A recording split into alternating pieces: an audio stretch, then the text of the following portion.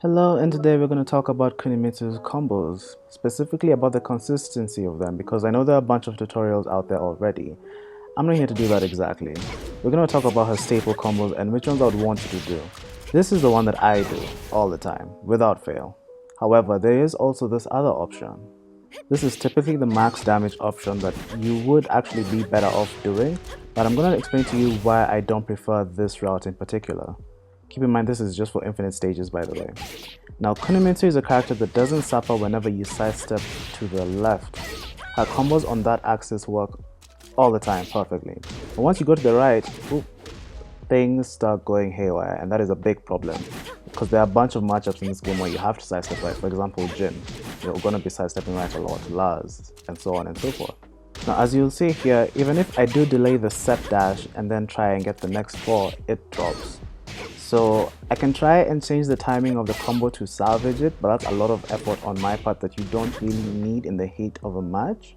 That's why I don't do this route. Now, if you know me or if I've ever taught you Tekken at any point in your life, you'll know that my motto is consistency over damage. Consistency over damage. I would rather do a half damage combo than drop a max damage combo like at the beginning of the combo. 100% of the time. I will never go for max damage if there's a chance of dropping it at the beginning, like there. I will never do that route because of that. Because sometimes, it's not just because of sidestepping, sometimes some moves, how they recover off axis as well. So you will try something and then you won't even know you're off axis, but you will find out the hard way when your damage has dropped all over the floor. This is a combo that I created that works on every axis. It will never let you down.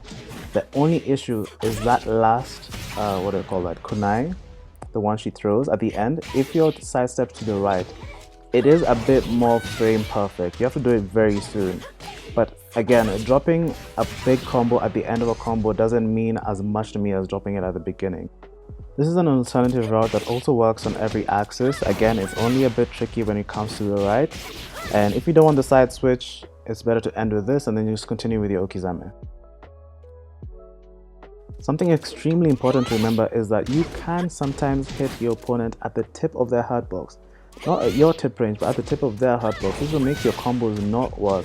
Again, the same combo I listed before will work every time. However, I won't always do that combo. But before that, let's get to this. One thing you also need to keep in mind with Kunimitsu is your side axis wall combos, because this is going to happen a lot. So just 1-2-4 works very well, though it has slow recovery.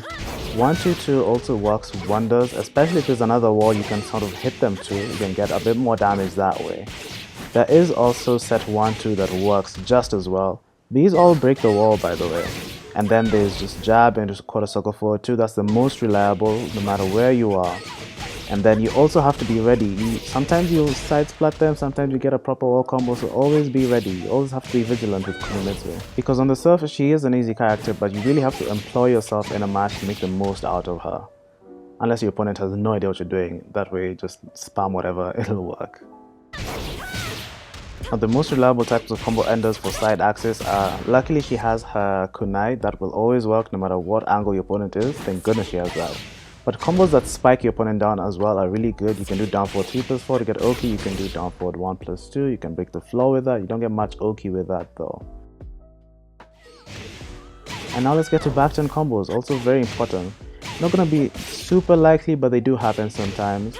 Back 1-1 into down back 3-3 works perfectly 100% of the time. But you can also do a simple 1-2 string into quarter circle forward 2 and you get your damage. And that's it for the off-axis wall combos. I'm gonna end this video with this note.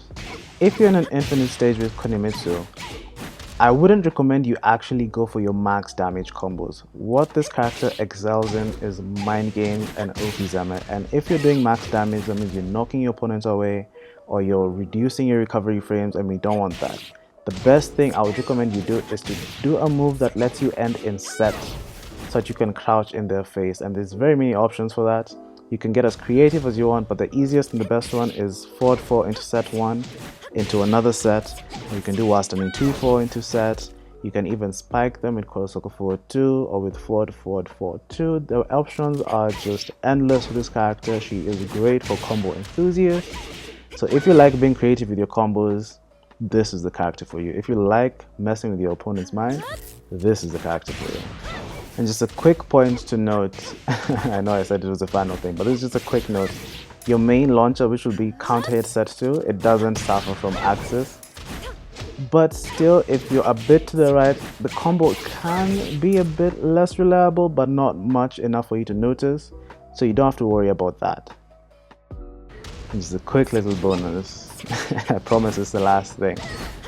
Kunimitsu's wall carry is very good, however she cannot reach wall to wall on Violet's systems with her standard launches, which is fine because it is the second largest stage after Abandoned Temple. So every other stage you're gonna hit the wall at some point, no matter how hard you try not to. Except the DLC stages, of course. The DLC stages are very large at one point or another, so keep that in mind. Otherwise, I hope you found this video useful. Thank you to Ace for requesting this video, and I'll see you next time. Say hi to everyone.